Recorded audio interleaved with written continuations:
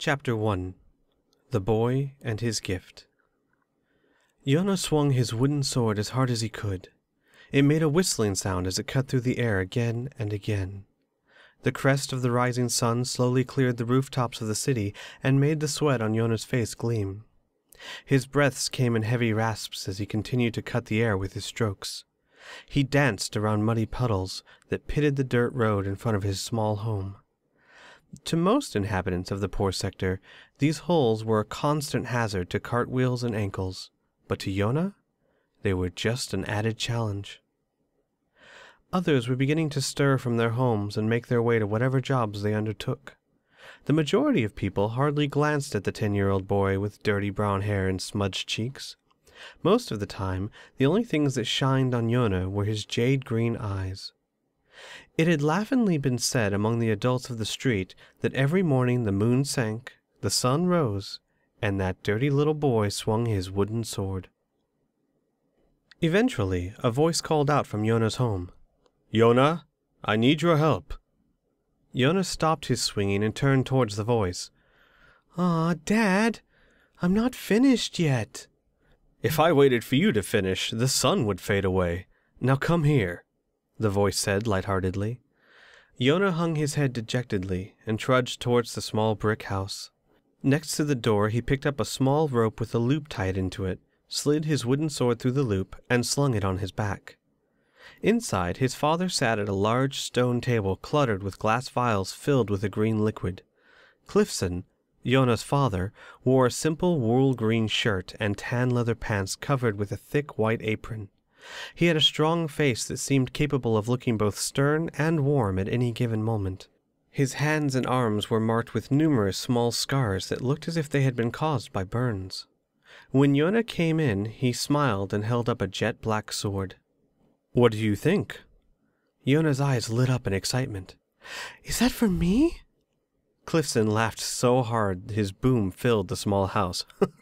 "No, and the world should be thankful for it. If I gave this to you, half the houses in this sector would have holes in them before noon." Yona put his hands on his hips and looked at his father defiantly. "Would not? I don't hit other houses with my sword." Yona's father raised an eyebrow. "Often?" Yona added under his breath, looking away from his father. Cliffson smiled and placed the black sword back on the stone table. "This sword may not be for you, but it is for someone you know." Yona looked confused. "Someone you wish you could one day be like?" Cliffson hinted. Yona's face lit up like a bonfire. "Jax? You made a sword for Jax?" "The finest heartstone I could find. It should make a fine blade for a fine warrior," Yona's father nodded. Yona's eyes shined like twin emeralds. "Jax asked you to make a sword for him?" "Well, no," Cliffson admitted, "but it is customary for the citizens of Inlora to present gifts to the arena champion before he defends the country's honor." Yona came up to the table and stood on tiptoes to peer at the sword. It was a solid black longsword made from stone. The simple hilt was covered in runes and the blade held a razor-sharp edge. "I thought only elves gave presents to arena fighters," Yona said, still eyeing the sword. "Customarily," Cliffson agreed, "but Jax is protecting us as much as he is protecting the elves of Inlora, perhaps even more so. Lycerian would enslave every human here if fighters like Jax did not hold them at bay. I may not have much, but I have you, and I have my craft. Without people like Jax, all I would have is a steel cage and a master's whip. That is why this," Yona's father ran his hand down the longsword, "is so important. Since Heartstone is unbreakable and can only be shaped with lithanol acid," he lightly tapped one of the glass vials with a knuckle, "very few weapons made from Heartstone exist. With this, Jax will surely win." Can I give it to him?" Yona breathed, daring to hope. Cliffson had a look of mock sternness. "Not until you polish it to a mirror shine. We can't go giving your greatest hero a dull sword, now can we?" "But we're all out of polishing towels. We haven't had any for months," Yona said in despair. Cliffson tossed him a copper coin. "Then you'd better hurry and get some. Jax fights this afternoon." In a flash, Yona was out the door and racing down the street with his wooden sword bouncing against his back. Yona's father sighed and stood up to stretch. The copper coin had been his last. Making the sword had been very costly, and things would be hard for the next few months. In all honesty, as a present to Jax, the sword had been too expensive to make. Clifton traced his hand along the blade, his finest work, with a small smile. As a chance for his son to meet his childhood hero, however, the sword had been a cheap price to pay. Yona raced down the street, clutching the coin to his chest. He couldn't believe it. Today he was going to meet Jax. Yona vowed he would polish the sword so well that even the sun would be jealous of its shine. As Yona neared the local herb shop merchant, he spotted his childhood friend Darian leaving the shop. Darian was wearing a sleeveless black shirt and white, loose-fitting pants. Coarse, black hair hung down to the small of his back, hiding the points of his elven ears. Deep red eyes scanned the streets as if he was looking for something. Yona ran towards him and started to call out his name, but he slammed into something rock hard. Yona bounced off a massive leg and tumbled to the ground. Darian's father, Derek's, was a big elf. His arms and legs looked more like tree trunks than limbs, and he towered over 7 feet. It was easy to see where Darian got his looks as red eyes slowly lowered to see Yona sprawled on the ground. Yona scrambled to his feet and politely bowed. "Pardon me, sir." "Elves don't pardon insects," Darian sneered and started to turn away. Yona's eyes shot up in defiance. "I am not an insect." Derek's ripped back around. "What did you say?" Darian came up from behind. "Father, we—" Derek slowly stepped towards Yona, backing him up against a wooden railing. "What did you say to me?" Yona looked up at Derek's with defiance, even as he bumped into the railing behind him. "I am not an insect. I am a human." "Father, please." Darian was cut off by his father's laugh. "You think there's a difference?" Derek's voice had a dangerous tone. "You look like an insect." Derek's made an exaggerated sniff of the air. "You smell like an insect. And I bet—" Derek's lightly placed the open palm of his hand on the wooden railing next to Yona's head. Small cracks started to splinter through the wood until there were hundreds of them. Within a second, a foot-long section of the wooden railing shattered into 1,000 pieces. "You crunch just like an insect," Derek's finished. "Shall we find out?" Yona was clearly frightened now, and did his best not to look at the splintered remains of the railing.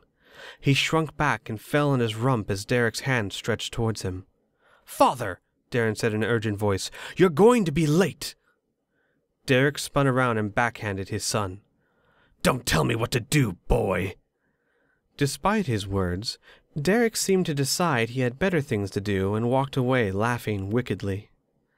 Darian rubbed his cheek and reached down to help Yona up. "Why do you insist on getting yourself into trouble?"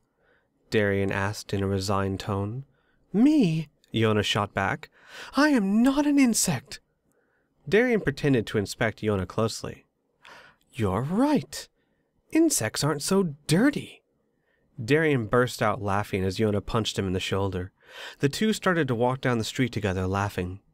"Where are you headed in such a hurry, anyway?" Darian asked. Suddenly remembering his errand, Yona bounced up and down with a smile on his face. "My father made a sword for Jax. I'm going to get polished towels to make it shine, and I'm going to give it to him myself." Darian stared at Yona in disbelief. "You're going to meet Jax? That is so unfair." Yona kept jumping up and down excitedly. "Why don't you come with me? We can both give it to him." Darian slumped his shoulders. "I can't. My father has a match at the arena today. He's fighting an exhibition match before the main event. I have to help him prepare." "Who's the insect now?" Yona practically sang. Darian chased Yona down the street all the way to the herb shop. Once inside, the two boys darted around the elves shopping and grabbed a stack of white towels soaked in polishing oil. As they waited in line to pay, they could hear the elves in the shop talking about the day's big event. "I don't know," A tall elf with white hair was saying. "They say his name is Sin, and he's supposed to be the top fighter in Lyceria." Another elf scoffed. Who cares? Our Jacks will make short work of him. Serves them right for trying to claim our land as their own. A third elf shrugged. I thought no one lived on that island anyway. The first elf puffed out his chest. "That's beside the point. Ducto is our land. Lyceria can't just lay claim to it. If you ask me, we should just send all our arena fighters over there and finish them off once and for all." The second elf sounded nervous. You know we can't do that. War is forbidden. The white-haired elf laughed. "Why? Because of Scar? I don't believe he's real." The whole shop grew quiet at those words, and even the white-haired elf seemed not to be too sure that he believed his own boast. After a long moment, the second elf said a bit louder than needed, "In any case, Jax will do us proud, and the whole matter will be resolved." The tension in the air seemed to lift, and the shop's customers went on about their business. Several minutes later, both of the boys were sitting on a roof of one of the taller buildings in the district. Darian stretched his legs out in front of him and leaned back on his arms, gazing at the morning clouds. Yona sat with his arms around his knees, cradling the stack of towels between his legs and chest. This was their favorite place to go. It was high enough to get away from the noise of Inlora's capital city, Tricia, and gave them a great view of the breathtaking town. Tricia was a very large city and the pride of Inlora. Beautiful towers reached towards the heavens in the richer districts, and the gigantic arena could be seen in the distance, its dazzling white stone lit up by the morning sun. The magic of the stone caused it to seem as though the outside of the arena was sparkling. The boys would spend many hours staring at it and dreaming of adventure and glory. After several minutes of silence, Yona looked at Darian. "Why is your father so mean towards humans?" Darian shrugged. "Many elves still feel anchored towards the humans who enslaved them." "But everyone who did that died a long time ago. No human alive ever enslaved an elf, and no elf alive was ever a slave," Yona protested. Darian shrugged again. "Hatred takes a long time to die, I suppose. Besides, my father's not all that bad. He may be harsh to me, but he has promised to train me for the arena. One day I'll be a fighter just like him." Yona smiled. "One day I will be a fighter just like Jax." Darian glanced at Yona from the corner of his eye. "As I have said 1,000,000 times, no human has ever been an arena fighter." Yona grinned even more. "That just means I'll be the first." Darian could not help but to smile. "You know, if we're both fighters, we'll have to face each other in the ring one day." Yona looked up at Darian with a serious face. "If we ever face each other in the arena, I want you to give it your all. Don't go easy on me because I'm a human. Or your friend." Darian clapped a hand on Yona's shoulder. "Fair enough. If we ever face each other in the arena, we'll both give it everything we got." A smile cracked Darian's face. "And then, I'll win." Yona smacked the laughing elf with a pile of towels. "Well, champion, I have to get going. I'm meeting a real champion today." Yona hurried home and worked furiously on polishing the Heartstone sword. His nimble hands deftly ran the towels up and down the blade, turning the dull stone into a mirror shine. His thoughts wandered all over the place as he daydreamed about what meeting Jax would be like. That led, of course, to him dreaming about being an arena champion himself. Eventually, he began to think about his encounter with Darian's father. His ability to splinter objects simply by touching them not only scared Yona, but gave him doubts as to his own strength. As Yona began to wrap the finished blade in a white cloth, he wondered if he could really stand up to elves when he had no real power of his own. Clifton looked down in from his workbench and saw Yona's slumped shoulders. "I would think that you would be happier today. What's wrong?" Yona looked up at his father. "Dad, do you think I can really be an arena fighter one day?" Yona's father put down his tools and came over to sit next to his son. "If you work hard enough at it, yes, I do." Yona studied his father's face for a long moment. Whenever I tell people I want to be an arena fighter, they all have the same look. They say I can, but their eyes tell me they don't believe it. Even Darian's eyes tell me that. You're the only person who doesn't have that look. Why? Why do you believe I can when no one else does? Now it was Cliffson who studied his son. Even after all these years, he was always surprised by how insightful his son could be. How many 10-year-olds could look past words and see a person's true thoughts? Cliffson put an arm around his son. Yona, let me tell you something my father once told me. Power is not strength. People have that look you speak of because you do not have the power of an elf. They mistake this to mean that you are not as strong as an elf. Listen to me very carefully. Power, no matter how great, is not true strength. Yona looked confused. Then what is true strength?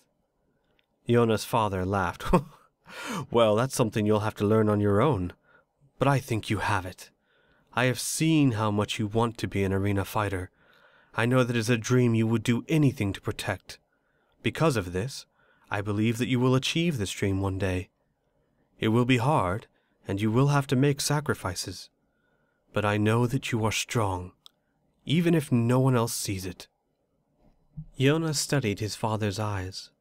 They were stern and unblinking, but most of all, they did not lie.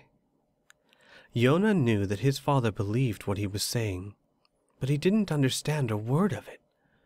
What is strength if not power? In any case, the fact that his father believed in him made him feel better. You should get going. The matches start soon. Yona bounded up. You're right. Wait, you're not coming? Yona's father shook his head. I have too much work to do. Just go to the arena and tell them you have a gift for Jax. They cannot refuse you. Yona slung his wooden sword over his back and clutched the Hearthstone sword to his chest. He turned as he reached the door and looked at his father. I will be an arena fighter one day. Cliffson smiled. And you'll be late if you don't hurry. Now go. Go! Yona dashed down the streets towards the arena, grinning the entire way. The sword he carried in his arms was almost as tall as he was, but he was careful not to let any part of the wrapped sword touch the ground. With seemingly endless energy, Yona ran all the way to the arena and pushed his way through the crowd towards the front gates. Humans and elves alike were filling into the grand arena for the match.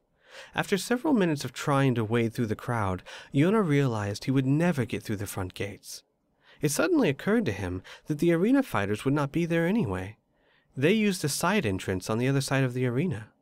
Yona hurriedly dashed around the huge structure for the side gate. The side street was almost empty, and Yona had little trouble dodging the occasional passerby. He finally stopped in front of the gate and tried to catch his breath. 2 elven guards in polished armor stood in front of the gate. One of them looked at Yona. Move along, kid.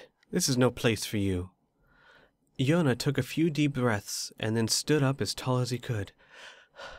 I have a present for Jax. The guards looked at each other and laughed. Do you now? One of the guards snickered. And what makes you think Jax would want a present from a dirty little kid? A human kid at that, the other guard chimed in. Yona looked angry. What if I am human? It is customary to give presents to arena champions on the day of the fight. My father made this for Jax. Yona held up the white bundle so the guards could see it, but they didn't even give it a second glance. Get out of here, I say! One of the guards stepped towards Yona and lowered his spear. Our champion does not need some tattered rags from a poor peasant. Yona started to shout back that it was not tattered rags, but the sudden spear point in his face cut him off. Get out of here before I beat you with the butt of my spear, the guard sneered. Yona slumped his shoulders and sadly turned away. Everything was ruined. All of his father's work, all of his dreams, everything seemed to evaporate in a puff of smoke. Yona had no chance of getting past those guards, and so he had no chance of giving the sword to Jax. With no idea what to do, Yona wandered aimlessly down the road. As Yona trudged slowly along, he noticed that he was being followed. He turned around excitedly, thinking the guards had changed their minds, but they were nowhere to be seen. Instead, he saw 4 poorly dressed adult elves that looked almost as dirty as Yona did. The biggest one in the middle put a smile on his face. "Hey, kid, I heard what that guard said. That was so unfair of them." Yona looked at the elf suspiciously. "He wouldn't let me through." The big elf shrugged his shoulders and held his hands out wide. "I know, but rules are rules. Kids are not allowed past those gates. Tell you what, you give that gift to me, and I'll give it to Jax for you." Yona half turned away from the elf, shielding the sword with his body. "Thank you, but I don't want to do that." The elf looked at his friends. "He thinks I gave him a choice. Did it sound like I was giving him a choice?" The other elves laughed and began to spread around Yona. The big elf stayed in front of Yona while the other 3 surrounded him. "You are obviously not a smart little kid, so let me make this very clear," the big elf said menacingly. "Give me that bundle, or I will take it from you. Take my word for it, you do not want to choose the second option." Yona looked around scared. There were 4 of them, and Yona was only one child. Yona looked at the sword he clutched to his chest. It was the sword his father had made for the greatest hero Yona had ever known. It was not theirs. Defiantly, Yona laid the blade down at his feet and pulled out his wooden sword. Yona tried his best to swallow his fear as he stood over the Heartstone sword and held up his small wooden one in front of him. The wooden elves laughed at him as they started to close in. "You're joking, right?" the big elf in front of Yona asked. "You have no idea what you're doing, little boy. Now give me the—" The big elf reached his hand out, and Yona hit the wrist as hard as he could with the wooden sword. The elf clutched his wrist and howled. "He broke it! The little shit broke my hand!" The big elf retreated, cradling his hand. Another elf ran towards Yona and tried to grab him, but Yona ducked under the elf's arms and swung his sword into the elf's stomach with every ounce of his strength. He may only be a child, but he had spent hours every single day swinging that sword as hard as he could. The elf's eyes widened in shock as all the air was blasted out of his lungs. He fell to his knees coughing and holding his stomach. Yona turned to see one of the 2 remaining elves reaching for the sword on the ground, and Yona rushed him, screaming and raising his sword over his head. The elf saw Yona coming, however, and danced back as Yona's wooden sword swung into the dirt.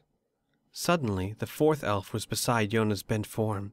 The elf's knee rose up into Yona's chest with such force that his entire body was lifted off the ground.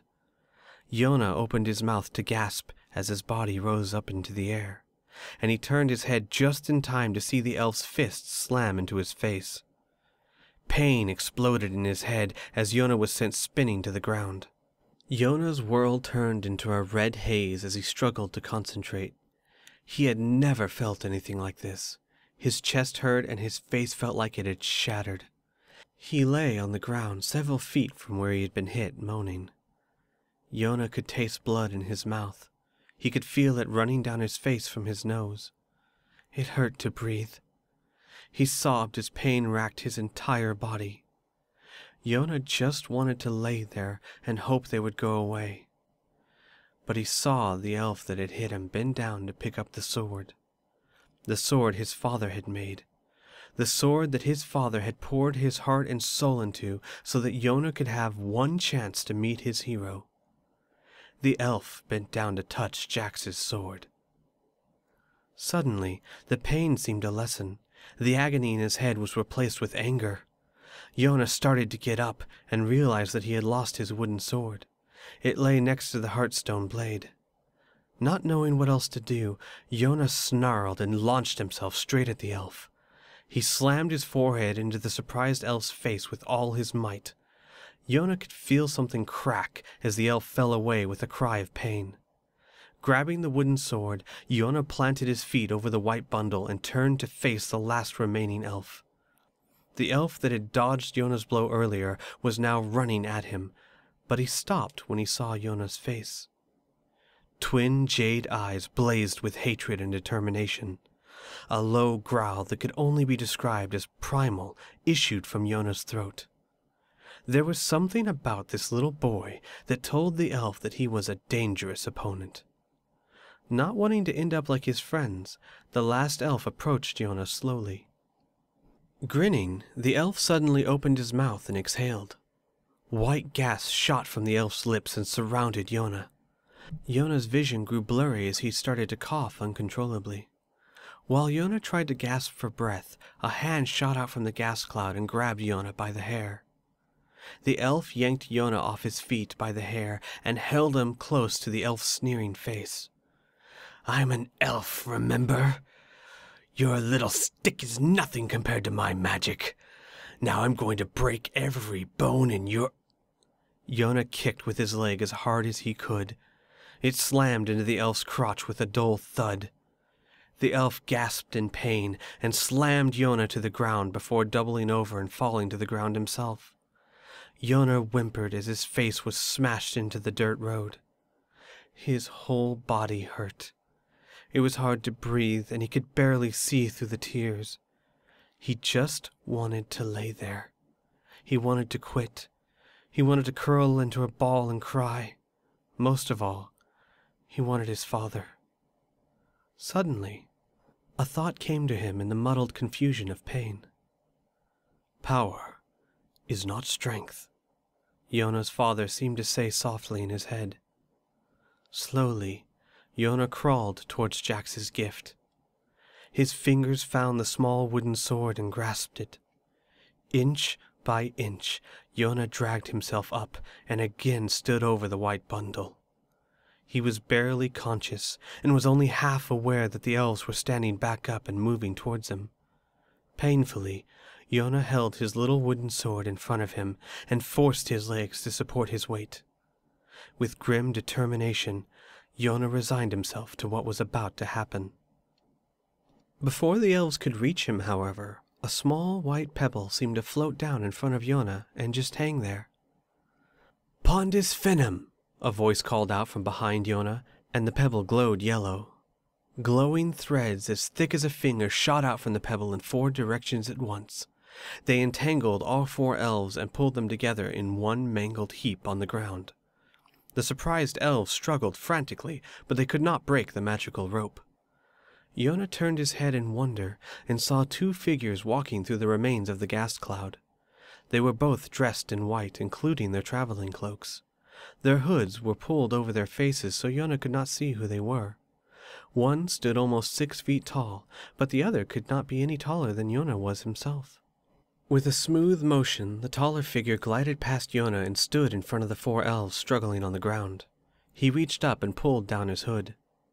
Shoulder-length red hair fell out as the stranger stared down at the elves. All 4 of them stopped struggling and stared at the figure with gaping mouths. One of them managed to breathe. "Jax." "Jax?" Yona's mind swirled. "The Jax?" It was all too much for Yona. His body finally gave out and he started to fall. He never hit the ground, however. Slowly, Yona realized he was being held up by something. It felt warm and soft. Yona forced his eyes to focus and saw that the smaller figure had moved to his side and had wrapped its arms around Yona to hold him up. The hood had fallen down and Yona stared at a young elf girl with blonde hair and the deepest blue eyes he had ever seen. "Are you okay?" she asked with concern on her face. Yona didn't know how to answer. He simply looked from her to Jax and back again. The elf girl slowly lowered Yona to a sitting position and started to use her cloak to wipe some of the blood and dirt from his face. "It's okay. Jax will take care of everything."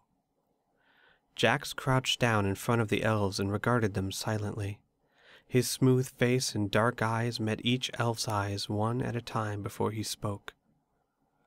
4 men beating up 1 little boy? The other elves could only stare at the ground as Jax glared at them. "You are everything I hate in this world.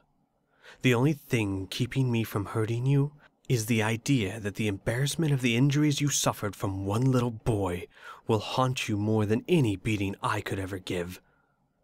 If I ever see you hurt anyone again, however, Jax's eyes grew cold, I will kill you. Naked fear shone in the eyes of the 4 elves on the ground. Jax held up a hand, and the magical rope retracted back into a simple white pebble. It dropped into Jax's waiting hand as the 4 elves limped away as fast as they could, not daring to look back. Jax stood back up and grinned, wondering if they really believed he would kill them. Turning around, Jax hurried to the 2 children huddled on the ground. I think he's really hurt," the small girl said in a quiet voice. Jax crouched down and started to examine Yona. After a few moments, he smiled at the girl. "He'll be sore for a few days, but he should be just fine. We still need to get him cleaned up, though."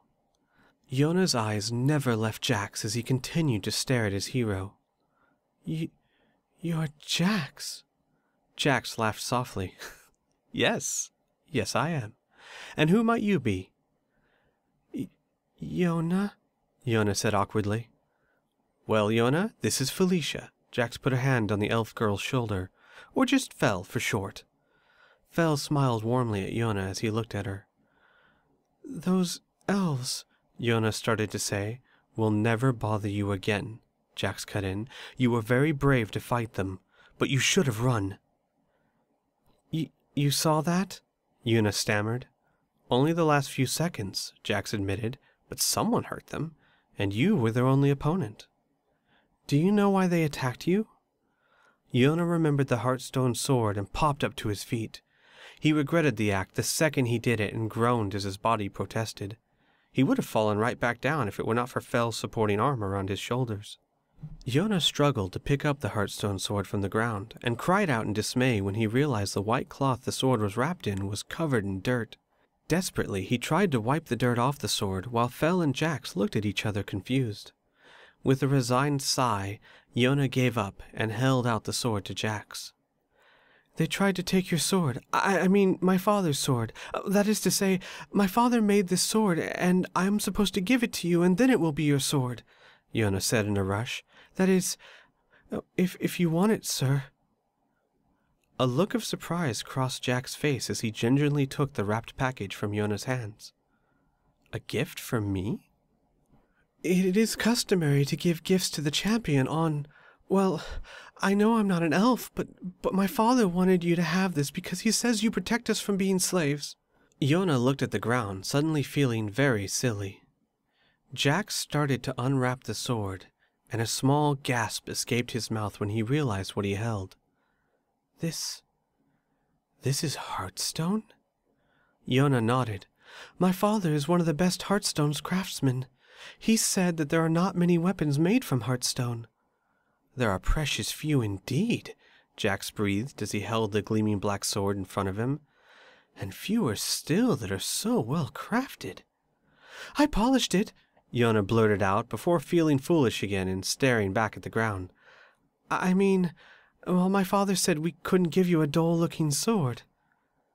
A thought occurred to Jax, and he looked wide-eyed down at Yona. "So you fought those men to keep them from taking this?" Yona looked up with fierce eyes. "It was not theirs. It was yours. My father made it for you, and no matter what, I was not going to let them have it." Yona's tone was quiet, but there was a sense of determination that touched Jax. He could tell that Yona truly meant what he had just said. Fel stared at Yona in a whole new light. She had seen people boast before, but Yona did not look as though he were boasting. The dirt-covered boy that she had wiped blood off of was no longer in front of her. In his place, just for a moment, stood a figure with piercing green eyes. The only word she could form in her head for what she saw was gallant. Fel was suddenly aware that her cheeks were hot, and she looked away to hide her face. Jax held the hilt of the sword blade down in his fist and touched it to his chest as he bowed. "Yona, I thank you for this gift, and for protecting it. I tell you true when I say I have never received so great a gift, or seen a more noble gift-bearer." Now it was Yona's turn to blush as he kicked at the rocks on the ground.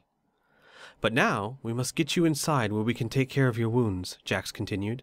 "My ready room at the arena is just past that gate over there. Would you like to see it?" Yona's face lit up like a candle. "You mean I get to see where the fighters stay at the arena?" Jax smiled. "Of course. I have to get ready for my match after all, and I can't do that on the street. Can you walk all right?" Yona nodded that he could, and the three of them started down the road back towards the gate Yona had gone to earlier. As they walked, Yona noticed that Fel kept looking at him from the corner of her eye. Every time he looked at her, she quickly averted her eyes as if she had never been staring at him. He realized that he must look very silly with all the blood and dirt on his face, and he suddenly felt very self-conscious. He did his best to avoid her gaze. Soon, they arrived at the gate, and the startled guards quickly swept aside at Jax's request. Yona gleefully stuck his tongue out at the stunned guards as they walked by. Past the gate, the trio walked down candle-lit halls, and Yona was amazed at how cool it was inside. His eyes and ears tried to take in every sight and sound as they passed several arena fighters and workers. All of them looked curiously at the strange group, but no one dared question the arena champion. Unlike Yona, Fel seemed at home in these halls as she walked with the confidence of one who knew these halls well. Eventually, Jax led them into a well-furnished room with several cushioned chairs and couches. Candles flickered on every wall, creating a warm glow that made the room feel cozy. Fel hurried off to one of the cabinets while Jax led Yona to a soft chair. He told Yona to wait there and started to move around the room preparing for his match. He took off his white cloak and traded it for a loose-fitting leather vest, and then tied several pouches filled with the same small white pebbles he had used earlier to his belt. Soon, Fel came over to Yona with several damp towels and a bottle of disinfectant. She began to delicately clean Yona's wounds and scrub off the dirt. The disinfectant stung, but Yona refused to show any sign of it in front of this unusual girl. Yona studied her as she treated him. Fel could not be any older than he was, but there was something different about her.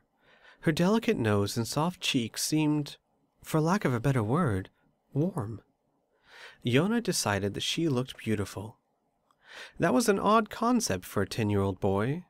Sunsets were beautiful, or maybe a clear starry night. People, on the other hand, were just people, and Yona had never connected the word beautiful with anyone. Try as he might, however, Yona could not think of another word that described Fel. Yona finally decided it was too quiet, and in an attempt to make conversation, very bluntly told Fel that she was beautiful. Her reaction was not what he had expected. She stared at him with wide eyes and dropped the damp towel she held in her hand. Her face flushed crimson red, and she dashed out of the room without a word. Yona stared after her with a confused look on his face, then looked at Jax, who was grinning widely. "Did I say something wrong?" Yona pleaded. "I was just trying to say something nice." Jax laughed. "You did nothing wrong. You're simply a child and still have an innocence about you that I envy. Don't worry, you gave Fel a very fine compliment. She was just not sure how to handle it." Yona took the towel Fel had dropped and finished scrubbing the dirt off his face as Jax finished getting ready. The elf picked up the heartstone blade that he had placed on a couch and gave it a few swings. He marveled at the balance and again wondered how such a magnificent gift had come so unexpectedly. Most of the gifts he had received that day had been ceremonial and completely useless. This sword was different. He had not lied when he told Yona how finely crafted it was. He carefully slid the sword into a sheath that was sewn into the back of the leather vest. Yona's eyes shone brightly. "You're going to use it in the fight?" Jax nodded. "It would be a dishonor to your father to ignore such a fine gift. This blade was made to be used, not looked at." At that moment, Fel slowly entered the room. Yona stood up. I'm sorry. I didn't mean to make you mad." Fel shook her head urgently. "I wasn't mad. I had to pee." Fel avoided looking at Yona as she said the obvious lie. Jax chuckled under his breath and Fel shot him an angry stare. This only made Jax chuckle more. "All right," Jax said finally. "It's time. I want you both to stay in this room until the match is over. But I always watch the match, Fel complained. You have always let me. Not this time, Jax said in a serious tone. Fel started to complain again, but Jax came over and cupped his hand under her chin. Fel, my sweet angel, please, trust me on this one. I need you to stay here during the match. Fel looked worried, but nodded her agreement. After the match, I think we should all go out to eat, Jax said lightheartedly, and then I would love to meet the man who made this sword for me. Yona jumped up excitedly. You want to meet my father? After the match, Jax repeated. I will be back before you know it. Jax turned to walk out the door. Wait! Fel pulled at Jax's shirt sleeves. As Jax turned around, Fel began to draw symbols in the air in front of her with her 2 index fingers. Yona watched in amazement as brilliant white light traced the symbols Fel wrote in the air. After a brief moment, the glowing symbols merged together in her hand to form the shape of a rose. He stared wide-eyed at a white rose made from light in the palm of Fel's hand. With her other hand, Fel pulled on Jack's shirt and he lowered to one knee, smiling as he did so. Fel carefully tucked the brilliant rose behind Jax's ear and gave him a kiss on the cheek. Be careful. Always, Jax replied softly. Yona could tell the 2 of them were sharing an important moment and did not dare move, lest he somehow ruin it. Eventually, Jax stood back up, with the rose of white light still tucked behind his ear. Without another word, he turned and walked out the door. Jax walked down the hall swiftly and tried to concentrate on the match ahead. Eventually, he began to hear the cheers of the crowd above him and knew he was getting close. He turned the last corner of the candlelit hall and entered a large room. The room was lined with tables that held all manner of weapons and armor. On the far side of the room was a large gate, and beyond that was a ramp that led up to the arena field. The cheering of the crowd outside could be heard echoing off the walls of the room. Only 2 people stood in the room as Jax entered, and he smiled broadly when he saw them. Grant was still one of the largest elves Jax had ever seen. Most of his face was hidden behind an enormous brown beard that stretched down to his barreled chest. As always, he wore a full suit of chainmail and had a gigantic axe strapped across his back. Standing next to him casually with one hand on her hip, Selena looked bored. Her skin-tight leather suit always made her look as seductive as it did dangerous. Her jet-black hair was slicked back, glistening in the candlelight. Jack spread his arms, grinning. Ah, my 2 very best friends come to support me in my time of need. Don't flatter yourself, darling, Selena droned. I simply had to make sure you didn't screw this up. Charming, as always, I see, Jack said playfully. Try not to faint at my displays of dashing gallantry. Grant pointed a thick finger at the white rose tucked behind Jax's ear. Again? Do you have any idea how ridiculous you look with that? Almost as ridiculous as that haystack you call a beard looks on your face, Jack said as the 2 elves clapped each other on the shoulder. Besides, the rose is already starting to fade. Selena studied the rose and nodded to herself. Fel is getting better with her forms and maintaining her spells at a distance.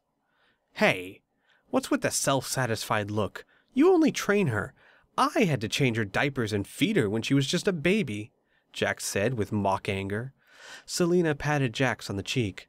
That's because that's all you were good for. The cheers outside grew louder, and Jax looked out towards the arena. I really don't want to do this, Jax sighed. Grant's bushy eyebrows scrunched together. Why in the world not? Honor, glory, and a damn good fight wait you out there. Under normal circumstances, I would walk out there with a smile, Jack said. But this is a different type of fight today. Someone remind me again, why am I risking my life? Selena frowned. You know as well as anyone that the Lycerians are constantly trying to claim land that is rightfully ours. Docto Island is just their latest attempt. Jack sighed again.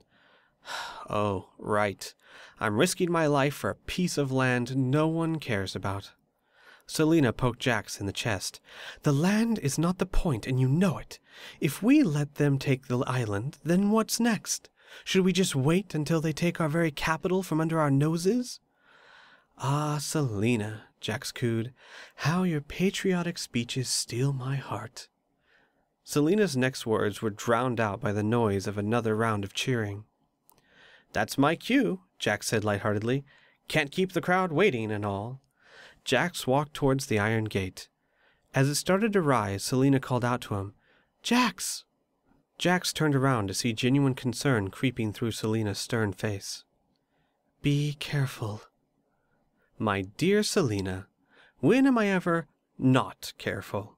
Jax bowed and started walking through the gate. "Every time you step onto the blasted field," Selina yelled after him, "just remember what's at stake." "A piece of land, Selina," Jax called back as the last remnants of the rose behind his ear faded. "A dead piece of land." Well, that's it for Chapter 1. I hope you guys enjoyed it. As always, please leave comments, suggestions, tips, and just any other things you'd like to leave in the comments below, or you can click on the link in the description to go to the forums and have a discussion there.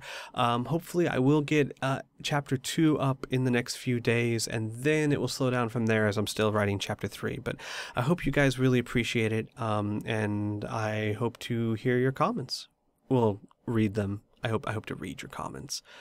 You know what I mean. Take care, everyone.